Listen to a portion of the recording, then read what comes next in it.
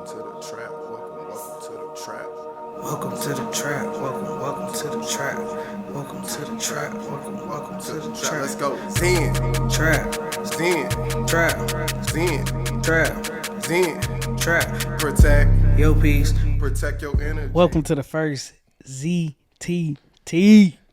Zen Trap Travel. I'm one of your two hosts, Zen P. Yogi LG. Hey, we got a special episode for you. We basically coming to you live from overseas. We want to tell you about what we're about to start, the journey that we've begun, what we're doing, why we're doing it, how we're doing it, and we want you to be a big part of it. Yeah, so Yogi LG, let's start with a little overview about what we're doing. Okay. We are taking a 6-month journey across the world. Ultimately, we're going from different countries to different countries, staying in Airbnb, staying in hostels, staying in hotels, just to see the world. We wanted to take a journey and really kind of like a mini retirement, right? To just do what we want to do, which is travel. Yeah, for sure.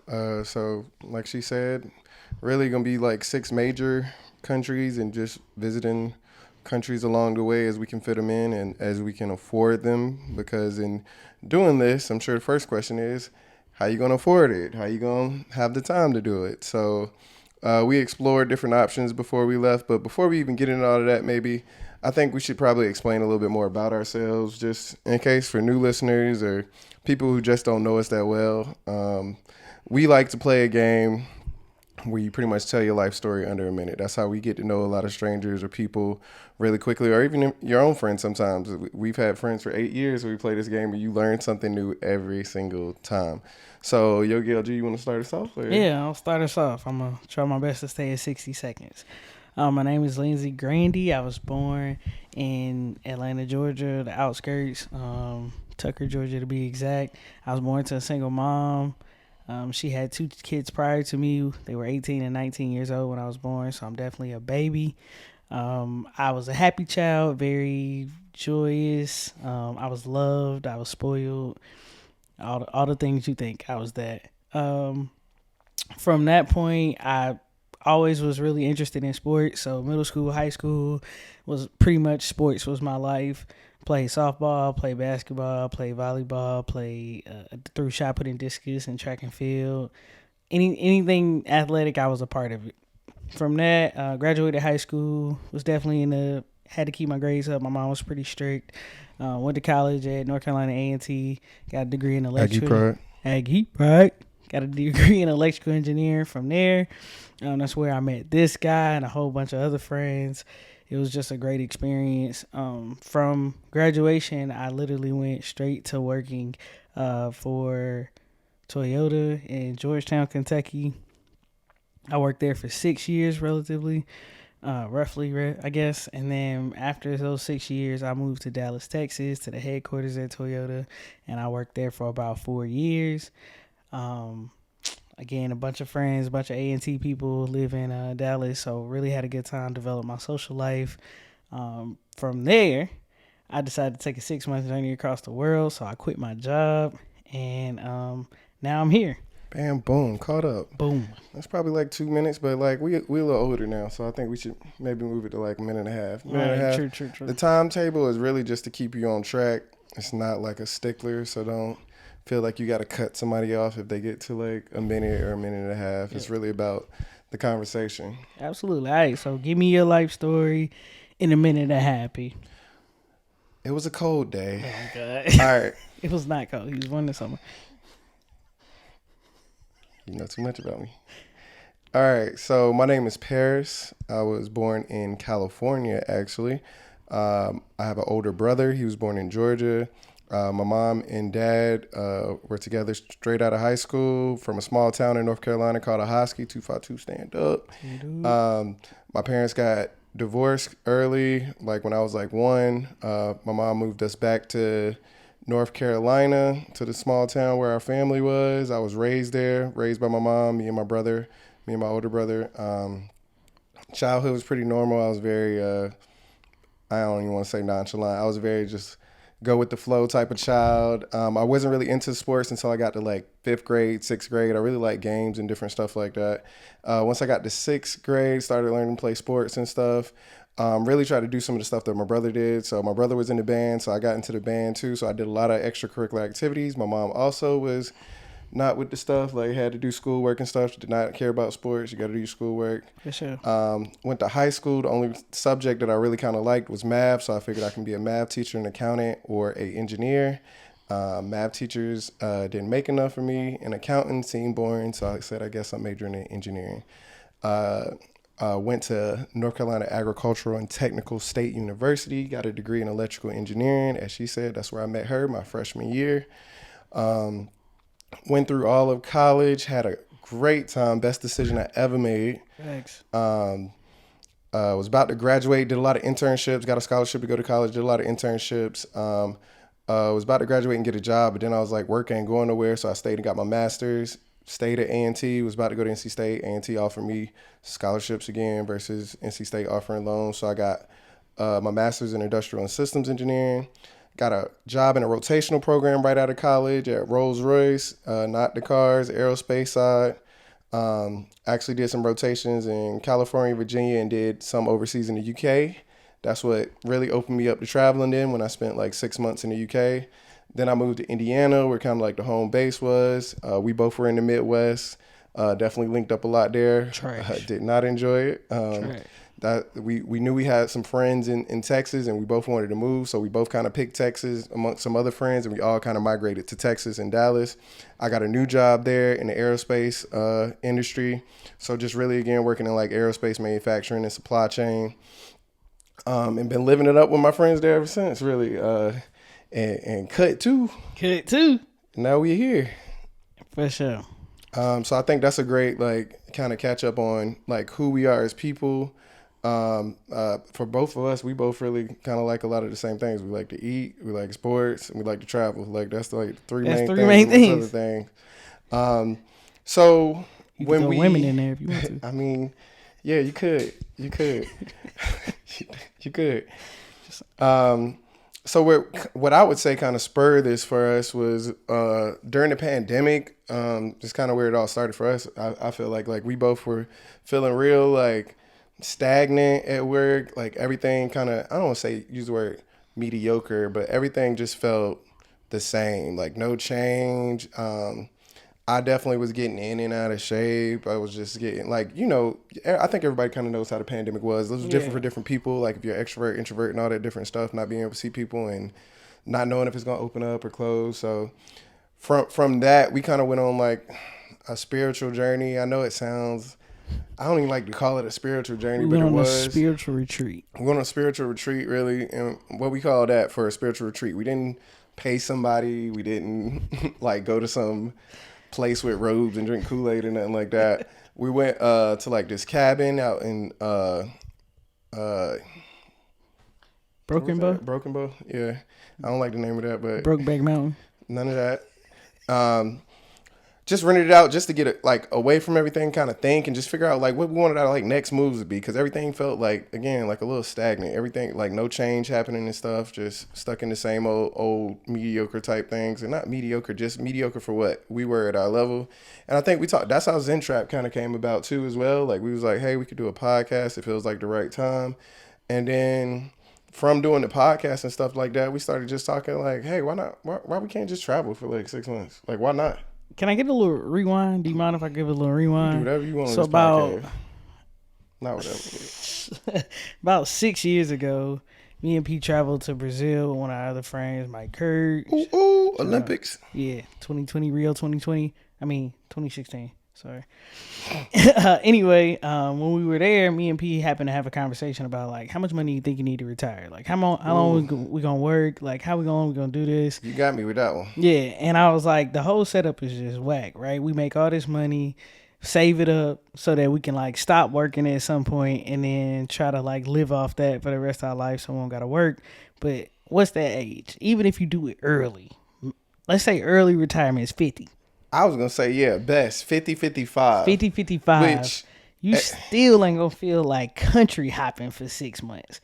Most likely. Most likely. Most Unless you took real good care of yourself and Right. stuff, 50, 55, you're not, Look, you got kids, you might have Yeah, grandkids on the way. it's always going to be Your something life in the is way. just so different, right? So we talked about like, why is it not like we should do like, oh, you should work for like 10 years and then you get like a 5-year break to do whatever you want to do. Use the money you saved up. I don't remember that part. of the Maybe not conversation. 5 year, but you know what I'm saying? Just say like, we should do how life in America is set up. You work until you're older and you don't got you got the money, but you don't got the energy to do stuff. Now we got the energy. We don't quite got the money, but we're working on it. You know what I'm saying? You got some, so you can be flexible with your life. But I think that kind of prompted me to, or really sold me on the idea of like, man, I could just travel now. Well, I think you bringing up that conversation, what I thought you was going to mention was like, that surprised me was you was thinking about how much money you needed to retire. Yeah. You broke it down. I don't know if you remember the figures, but you broke down how much money you would just need to live off of. And I was like, oh, wow. Like that is, yeah, like you could, I don't even know if you said it was like $50,000 a year or something like that. Yeah. And this was in 2015, 2016 when you had broke that down for me, and you was even padding some stuff a little bit. Like, yeah, I could live comfortably with 50. That just puts you in a whole different perspective. If you be thinking like, if I make $50,000 a year, I should be able to do this, this, and this. Yep. Yeah. So that got me. But little conversations and stuff like that, and being able to experience different stuff just opens your mind up to different stuff. Stuff you used to say like, nah, I could never do that. It's just like, nah, I can do that if you think about it. Yeah. I can do that. All right, so I guess leading up to it, and once we kind of made a decision that we were gonna go, I kind of circle back all the way to the beginning. First two questions is money and work, pretty much, and just another segue on that is just like, which we can probably talk about another time, which is like work culture in the U.S. versus work culture in some other countries. For sure. But how we gonna have money to afford it, and what we gonna do with our job. So both of us were already working pretty much full-time remote. So we just said, hey, we're gonna put in some requests to try and work part-time remote. We know we're capable of doing it. Yep. We put in requests. My process was a lot different than hers. I don't know if I'll go through mine first because mine is probably quicker like than yours. So I put in a part-time request. My team was very much so trying to accommodate it.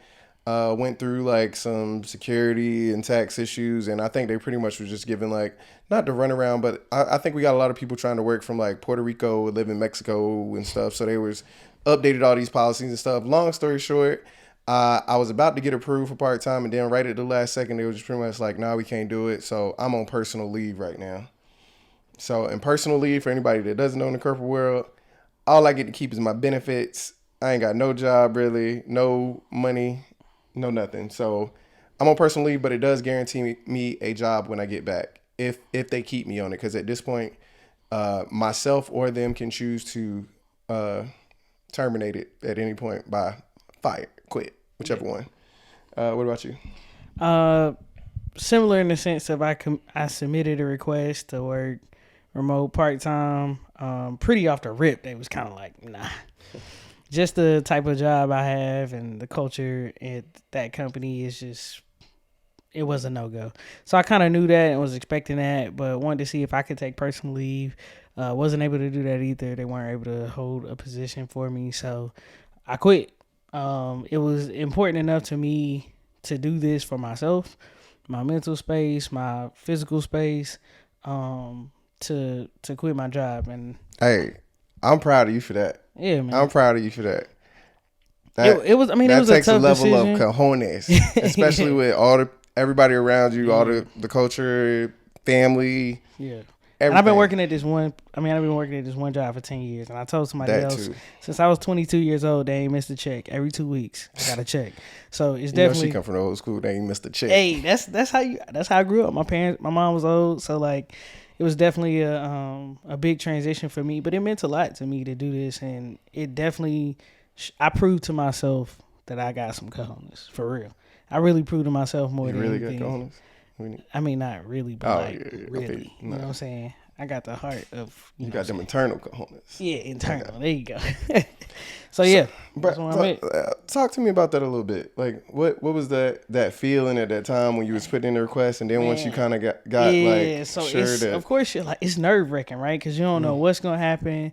You're nervous. You're like, dang, what if I don't have no job? Like you're doing all this kind of overthinking in your head. And I think the biggest relief, surprisingly, was when I made a decision. Like when they came back and was like, nah, you can't do it. I was like, all right, it's decision time. You know what I'm saying? Can't. What you gonna do? And I decided to quit and literally put in my letter of resignation. I did it real old school. I like wrote it out, signed it, folded it up, put it in an envelope, put their name on it and stuff. I gave out copies. But it was just a relief. I was just like, man, this feels right. It felt like the right decision. I was happy about my decision. And I'm here now. Ain't no looking back. yeah, Yeah. yeah, and it's tough, man. Even when you decide to do it, it's just still like I don't know what am I trying to say. It's a regular, normal amount of like anxiousness and excited. Nervous and excited is pretty much the same feeling. Right. So you're just excited to see what's gonna happen, how it's gonna happen, and then I will say what you got to watch out for and what you can't, because again, I like to listen to a lot of different people's perspectives and stuff because you can take in what you want to take in. Like you can have the discernment to figure out who's giving you like good advice versus what's just not good advice for you. Eat the meat, spit out the bones. Ever heard that? I have now. Yeah. So, Oh, sorry. nah, you good. You good. So I don't know what I was gonna say with that, but I was pretty much was gonna say, don't let people put their fears on you. Yeah. That's what I was gonna say. So yeah, don't let them like keep the bones on you. Just keep eating the meat. No, that's not how that works. Oh, I thought it would relate. But either way, like you like when we're telling people about what we're about to do and when you're trying to share it, you need to be careful with that sometimes. Or you need to just recognize what type of personality you have. Like if people are giving you a lot of their thoughts and their fears, is that gonna make you hesitant to do stuff?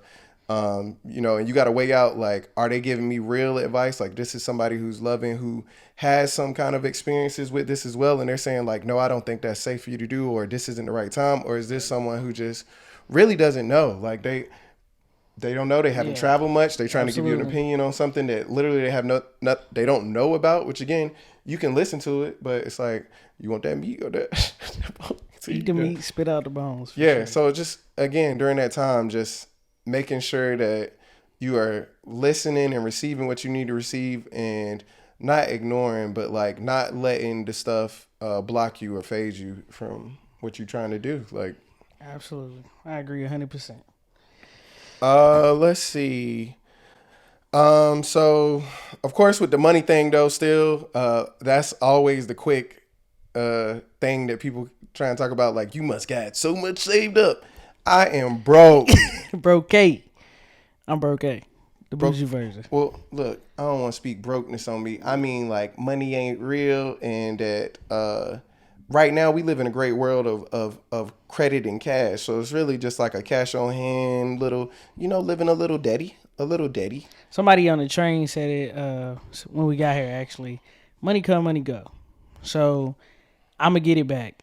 Yeah, so I'm gonna get it back. I have no doubt. I'm gonna get it back. I don't think, and again, I don't know you. I mean, I know our finances business wise, but I don't know your personal finances like that. I don't think either one of us is in major extreme debt or some kind of crisis or something. We've had enough saved up to do this, but also we recognize that like right now we're prioritizing experiences over potentially going into like just a little bit of debt and coming back and just saving the money and getting back to right where you were. At worst for us right now, what really made us do it is like, worst case, we're going to be right back where we were. Exactly. Not lower, not higher. We'll be right back at the same spot. A job and work for a company. We got checks coming every week. We got enough saved up to live off a month and a half, 2 months of like. Yeah.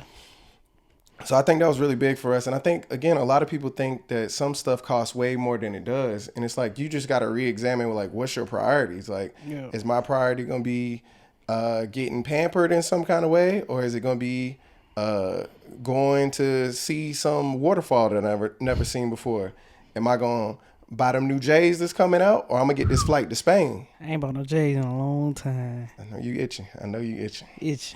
I need them A&T dunks though. I don't even like Oh, shoes them like happen. that. That's happening. If you get them, like 13 me, dog.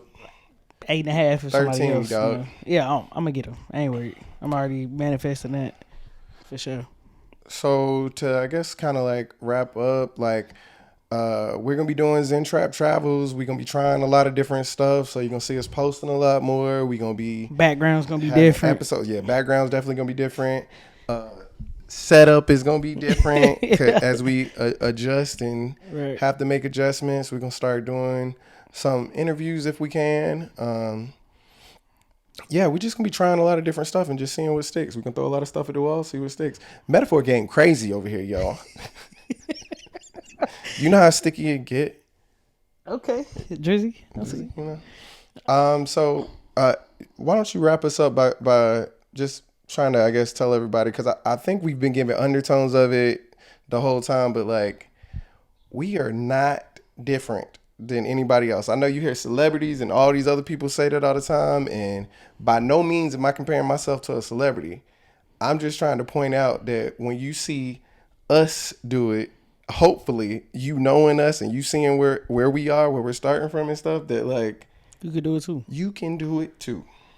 Don't let yourself off the hook by making me extraordinary. Hey, shout out Lisa Nichols. Shout out Lisa Nichols. But for real, like we are regular people that was working regular jobs and decided to do this. Obviously, we not living no super lavish travel. We ain't staying in 5-star hotels, but we have nice accommodations. Everything's going well. We don't have everything planned to the T, but we will.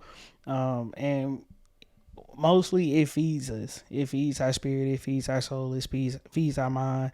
And that's what we focused on right now. And if that's what something you want to focus on, then feel free to take notes from us, ask us questions, comment, whatever. Hit us up. We'll be happy to let you know kind of what we doing and how we doing in more detail. Yeah, for sure. And if you live overseas in some spot, Black nomads, hit us up, please. For sure. In the comments, DM us something. Yeah. Like if you're trying to link up, let us know. We hopping around, baby. Yeah. Also, like just like what you said, don't put us on no pedestal. Like Absolutely. you can 100% do it too.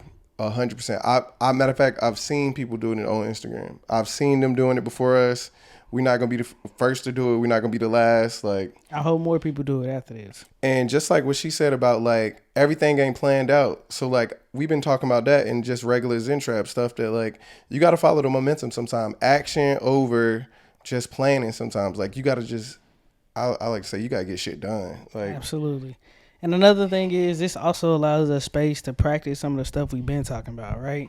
Practice getting your routine in order. Practice focusing on yourself, meditating for longer than 10 minutes, for 15 minutes. I can meditate for an hour. I ain't got shit to do after this. You know what I'm saying? So we ain't got nothing but time. We got some dominoes over there. We got Assassin's Creed. We talking to y'all and we doing our thing. We pouring into ourselves. So again, I hope this motivates somebody. I hope somebody hits us up like, hey, I did this because of y'all.